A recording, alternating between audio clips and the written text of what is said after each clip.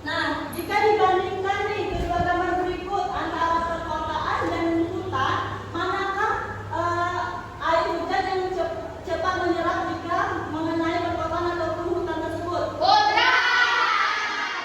Karena apa? Ada pohon. Yang sungai. Nah, jika perkotaan itu dia tanahnya sudah tertutupi oleh bangunan.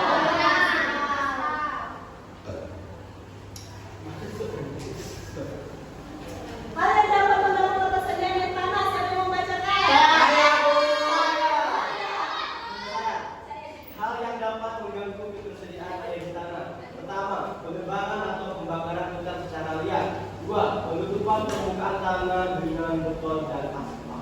Nah, yang dapat mengganggu ketersediaan air tanah yaitu penebangan atau pembakaran hutan secara liar. Lalu penutupan permukaan tanah dengan beton atau aspal. Nah, bagaimana sih cara menjaga kelangsungan siklus air dan air tanah? Ada yang membacakan? Saya. Yang mana? Baiklah, cara menjaga keberlangsungan siklus air dan air tanah. Yang pertama, menjaga kelestarian hutan. Yang kedua, melakukan reboisasi hutan gundul. Yang ketiga, menanami lahan kosong di sekitar rumah. Yang keempat, membuat lubang biopori di halaman, kebun atau lahan kosong. Yang terakhir, membiarkan halaman terbuka dan tidak tertutup beton atau aspal.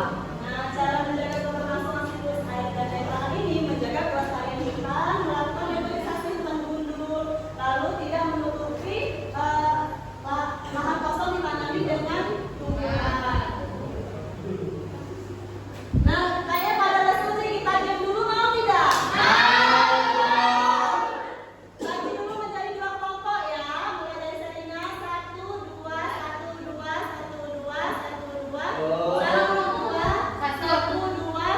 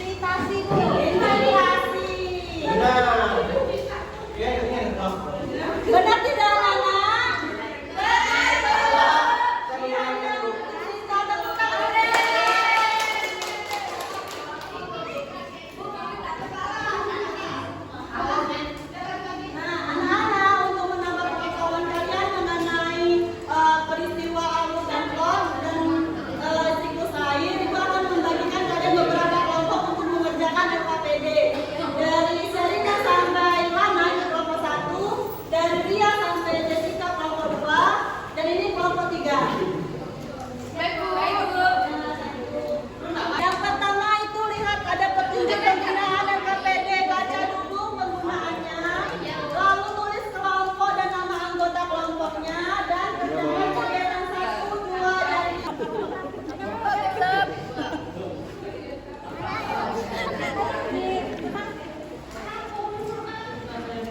Siklus air.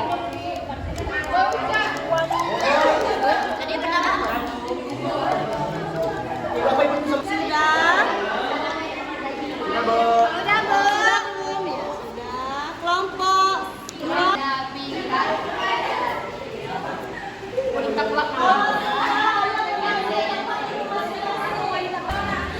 Bagaimana pembelajaran kita ini menyenangkan tidak? Apa yang menyenangkannya?